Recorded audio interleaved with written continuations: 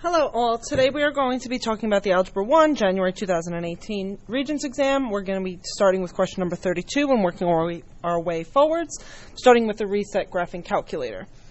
Okay, so number 32 says the graph of the function f of x equals ax squared plus bx plus c is given below. So this is just stating that this is a quadratic function, and this is the general format. Could the factors of f of x be x plus 2 and x minus 3? Based on the graph, explain why or why not.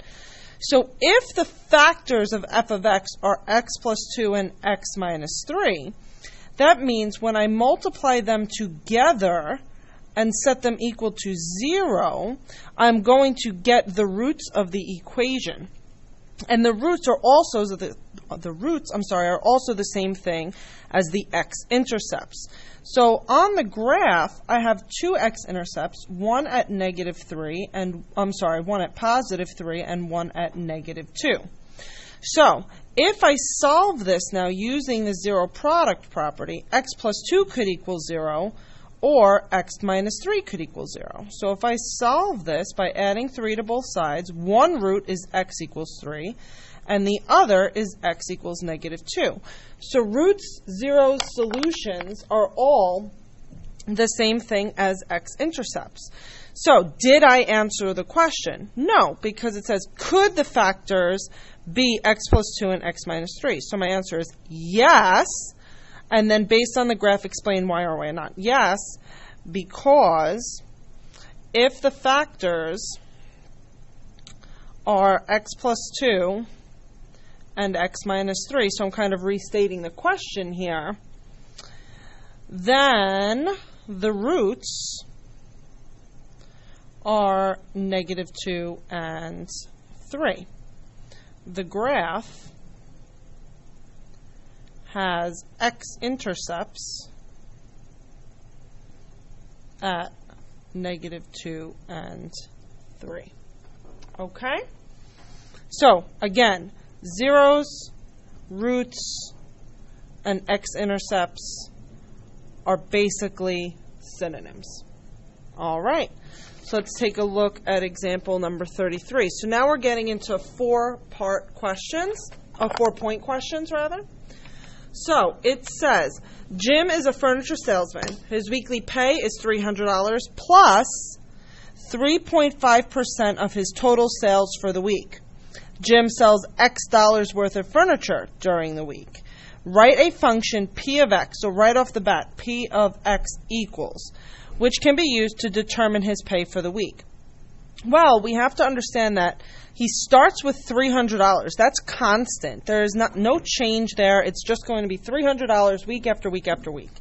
What changes is his total sales for the week, because he gets 3.5% of those sales. So we need to convert 3.5% into a decimal form, which is 0.035. Move the decimal to the left 2 spaces, and then add a 0. Okay? So, if he has 0.035 of his total sales, well, the total amount of money he makes for the week is X. So, it's going to be 0.035 times how much he sells for the week plus his initial $300 that he gets. So this is the function that represents how to determine how much he gets paid. Now it says use this function to determine Jim's pay to the nearest cent for a week when his sales total is $8,250. So I'm using this function and I'm plugging in 8,250, but then I also have to make sure I add the $300. Okay, and I'm sorry, I should have mentioned, you could have also written this as $300 plus how much money he'll get from his sales. Okay, so either one is fine. It's a commutative property. So all I have to do now is put this in the calculator. So into my calculator, I'm going to type 0.035 times 8250 plus 300, and you get $588.75. All right, so now I'm going to make sure I answer the question. Use this function to determine his pay to the nearest cent for a week. This is it. That's to the nearest cent. All right, so let's take a look at the next example. Number 34. 34 says, Omar has a piece of rope. He ties a knot in the rope and measures the new length. He then repeats this process several times. Some of the data collected are listed in the table below. State to the nearest tenth a linear regression equation that approximates the length y of the rope after tying x knots. So x is the number of knots, y is the length of the rope. They're asking for the nearest tenth, okay, which is 1 decimal place, and they want the linear regression equation. So we're going to have to do a little bit of stuff in statistics. So if I go to stat, edit, I'm going to type everything here into L1. So that's going to be our x column. So 4, 5, 6, 7, 8. Then I'm going to type the length of the rope into list 2, which represents our y's. So 64, 58, 49, 39, and 31. So once you type everything into stat, so I'll just write that down, type into stat, edit.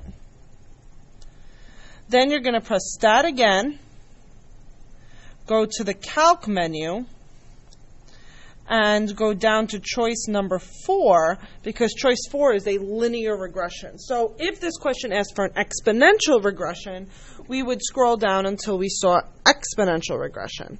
But since it says linear regression, we're going to stick right here. Press enter. Is our x list L1? Yep. Our y list L2? Yep. Do we have a frequency list? Nope. Store it? Nah. Calculate? Yes. So I'm going to scroll all the way down to calc, and here we go. So we have to write that down. Sorry, I have to pull it back up again for myself.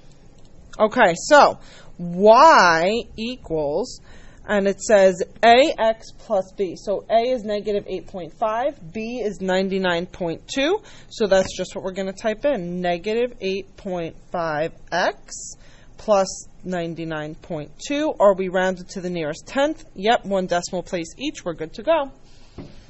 So now it says, explain what the y-intercept means in the context of the problem. So what is the context? The context is that we're talking about the number of knots and the length of the rope. So I need to include this information into our answer somehow. So what is a y-intercept? A y-intercept is when we cross the y-axis, it's always going to occur when x is equal to 0. So when x is 0 in this instance, that means that I have no knots. So what's going to be left over? A y value. So the y value, which is the length of the rope, is the initial amount of rope we start with no knots. So the y-intercept is the initial length of the rope with 0 knots. All right, so now if we're talking about explain what the slope means in the context of the problem, once again, we have to talk about the number of knots and the length of rope. Slope is always the change in y over the change in x. So what is the y value? The y value is the length of the rope. So this represents the change in length of rope per change in the number of knots. Right? So in this instance, we're talking about negative 8.5. This is our slope, and 99.2 is our y-intercept. So we could have expanded here and said that the y-intercept represents 99.2, which is 99.2 centimeters is our initial length of the rope.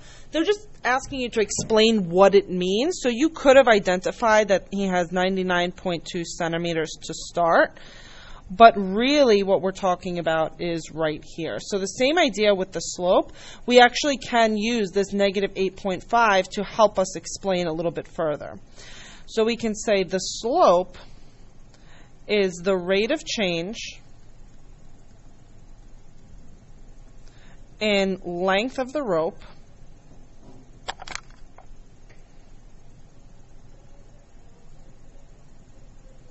per knot. So the rope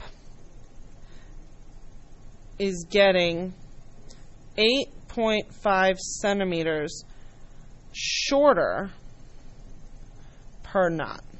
Okay, because we did say that it's a negative 8.5, so negative 8.5 means that I am decreasing. So you could have also said this as the length of the rope is decreasing 8.5 centimeters per knot, because the idea is that every single time he ties a knot, your length is getting shorter and shorter and shorter, and this is how much shorter it's going.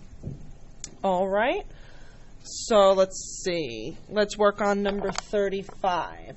The drama club is running a lemonade stand to raise money for its new production. A local grocery store donated cans of lemonade and bottles of water. Cans of lemonade sell for $2 each, and bottles of water sell for $1.50 each. The club needs to raise at least $500 to cover the cost of renting costumes. The students can accept a maximum of 360 cans and bottles. Okay, so we have to organize all of this information.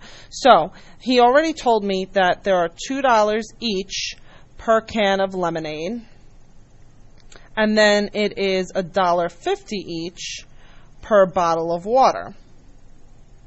Then we need at least $500, and then we need a maximum of 360 cans and bottles. So we need to identify a variable for the number of cans of lemonade and the number of bottles of water, since they didn't identify it for us. So I'm going to write a let statement. So let C equal the number of cans of lemonade.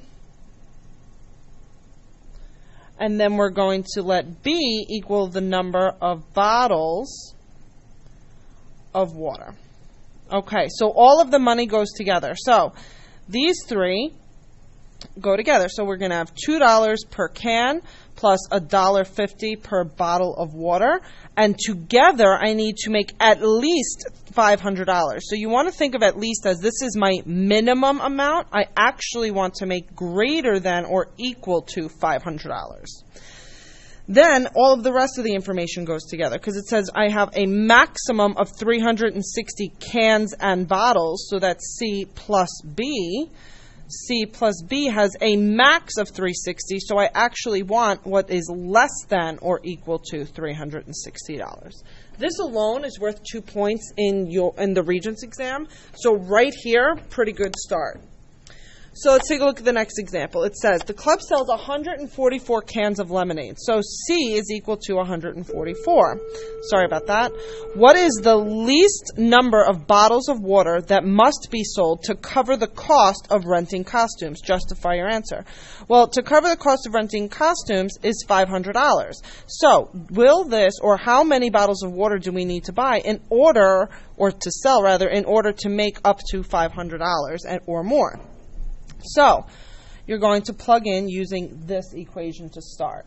So we have 2C plus 150B, $1.50B is greater than or equal to 500. So let's plug in the 144 and see where we're at. So using the graphing calculator, I'm just going to multiply 2 times 144 to get 288. And continue solving. So I'm going to subtract 288 from both sides because I'm trying to find B. So $1.50B greater than or equal to 500 minus 288 is 212. Divide by $1.50. And B must be greater than or equal to 212 divided by 150, 141.33333, repeating. So now we need to really think about this, because if I round down, I can get 141 bottles, or I round up and I get 142 bottles. So let's determine which one is the best answer here based on the equation I have. If I sell 144 cans of lemonade and 141 bottles of water, is that going to be greater than or equal to 500? So let's put the left side in the graphing calculator and see what we get. We're going to get $499.50. Is that greater than 500? No, you're 50 cents short, so you can't sell 141 bottles. Instead, you must sell greater than this, and the next integer value is going to be 142. So we can actually plug this in to figure out if this is correct, which we know it's going to be, but just to show you, when I do the same exact calculation but change that to 142, it's going to cost $501, and that's going to be greater than the 500, so 142 bottles of water is the answer.